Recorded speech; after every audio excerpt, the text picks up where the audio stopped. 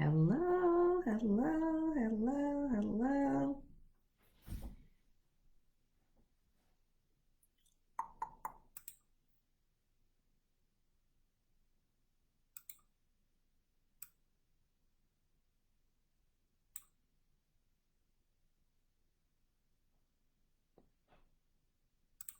Hey, people. Hey, hey, Minister Thompson. Hey, Rail and Rail.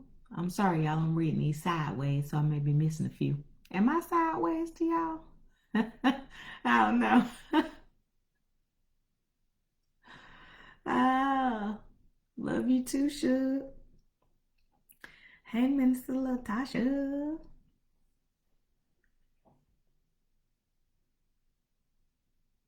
Yes, I'm sideways. Or no, I'm not sideways. Y'all might need to tell me before it's time.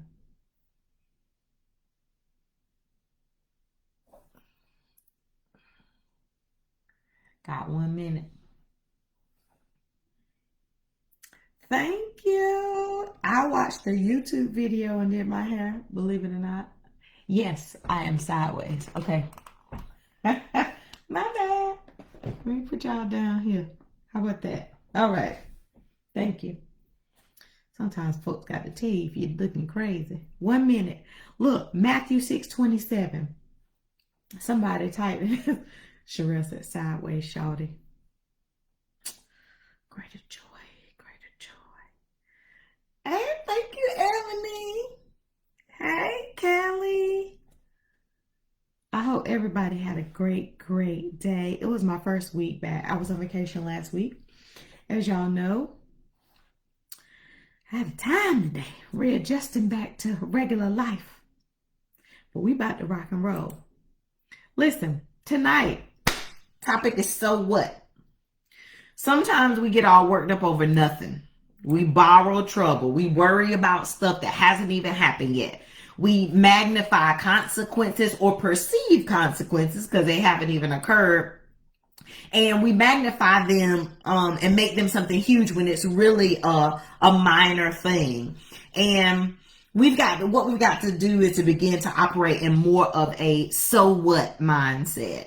And that doesn't mean that we don't care, but we can't continue to fear things that haven't happened or worry about things that have yet. So what? Matthew 6:27 in the New American Standard Version says, and who of you by being worried can add a single hour to his life?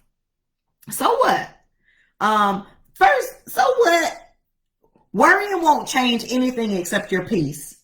That's the only thing worrying is going to do, right? Because worrying is not anything that brings about action. It's not anything that changes trajectories or consequences. Worrying is something that we do internally. The only thing that it changes is our peace.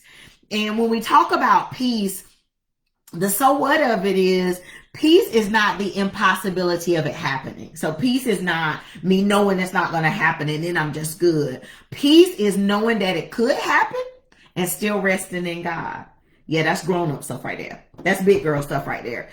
Peace means, yep, it could, but I'm going to rest in God until God reveals what actually is going to happen. Because even if something positive, something that is not positive, I don't want to say negative, so something that is not positive is on the way. Maybe it is on the way, but wouldn't it be better to enjoy life right now?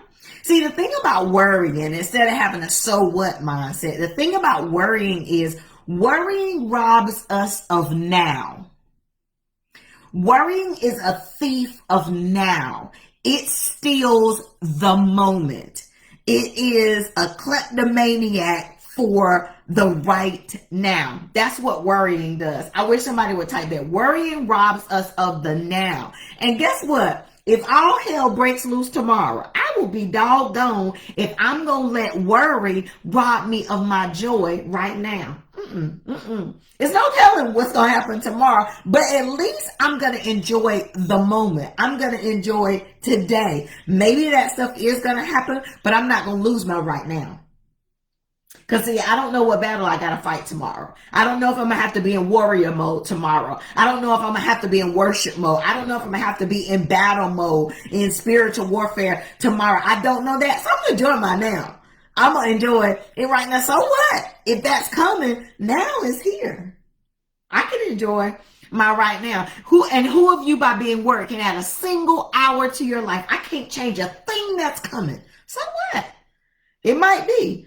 But I can enjoy my right now. The other so what I want to talk about with you guys is, didn't God give us authority over our lives? So what?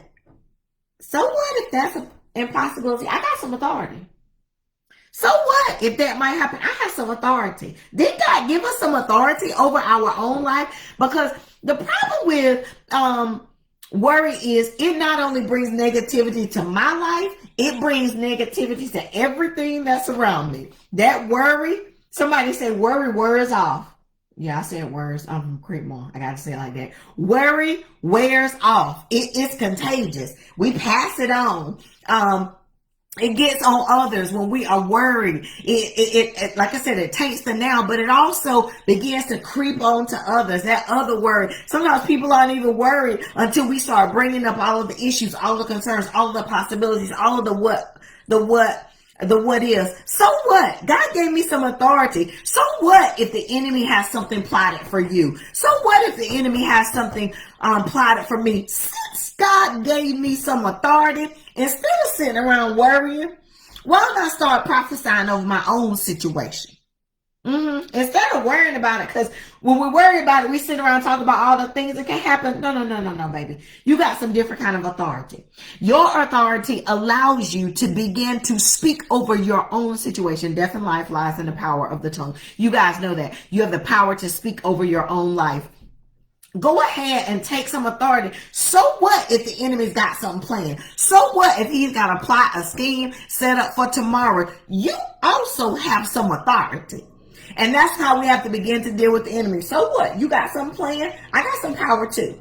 I got some authority too. He gave me some authority over my life. So you might have something in your bag of tricks that you're about to pull out. But you need to understand that my weapons are not carnal. They are mighty through God for the pulling down of strongholds. Oh, I'm not going to preach right here because it's 9 and 9. I'm just letting you know. You got some authority. You have some authority to speak over your own life. So what if something else might be coming? You got the ability to speak over. So what? This is the big so what. This is the big so what. So what? Your ultimate victory is inevitable. Yeah, I say that with attitude because I mean it with attitude. The ultimate victory. There will be battles we lose. There will be battles where we are bloody. There will be battles where we are bowed. If not, we ain't real. We ain't real. There will be battles, but the ultimate victory in your life is inevitable. You will win. God will protect you. God is for you. God will keep you. The real question is, who are you? Who am I to worry about what God can do? That's what I hear God say. Who are you to sit around worrying about whether or not I'm going to be able to do it? Like, what? Since when did you start measuring my power? Since when did you start gauging whether or not I'm going to be able to come through, whether or not I'm going to be able to deliver? We're sitting around worried. We're sitting around making up these situations like God can't do it. Yeah.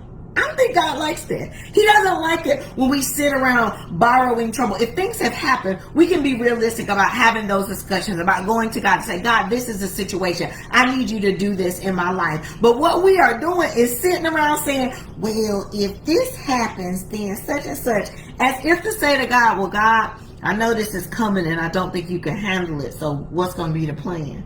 And God is like, since when did you start making up a plan for what we gonna do to save you? If that was the case, you could have saved yourself the last time. If that was the case, you could have brought yourself out the last time, Kim. I don't need you to sit around worrying and burning trouble. You know I'm God. You know that I can do it. So what? The enemy got something planned. I'm God. Girl. Now, let God handle his business. That's why I want to leave us tonight. So what? Let God handle his business. And guess what his business is? His business is you. Yeah. Let God handle his business. His business is you. And this is what you got to start saying. So what? Yep, it is a possibility. So what? It's not looking so good. So what? It doesn't mean that you are silly. It doesn't mean that you're ignorant, that you don't understand. It means that you have full knowledge of the God that you serve and what he is able to do. And that's when we have to get into the mindset like Shadrach, Meshach, and Abednego and say, the God I serve is able to deliver me. But if he doesn't, big girl stuff tonight. But if he doesn't, big boy stuff tonight. But if he doesn't, I still won't bow down to what the enemy wants me to bow down to. And that's worry. And that's fear. And that's angst. And that's all kinds of imaginations. If God don't do it, so what? I will yet praise him and I will not bow down. I will not die to worry. I will not lose my now to what could possibly happen. God is able to do it. He is more than able to bring me out, to bring me through, to deliver, to heal, to set free, to open doors, to give opportunity. He is more than able to do that. But if he doesn't, so what? I still will not bow down to fear. I still will not be ruled by emotions. I still will not be taken down by the things that I think will happen. God said, let me handle my business. Look at somebody in your house or say it to your own self if you like me and you need to say it. Let God get it. It's 9 o'clock.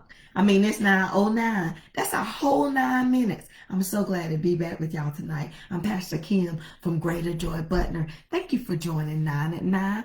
I will see y'all. Oh, listen, let me tell you, we're doing intercessory prayer. Kind of like 9 at 9, only 5 minutes. Saturdays at 2:42. I know that's a weird time, but look on the flyer that I just posted on my page. And I hope to see some of you on Saturday at 2:42. I'm a minute over. I gotta go. Bye.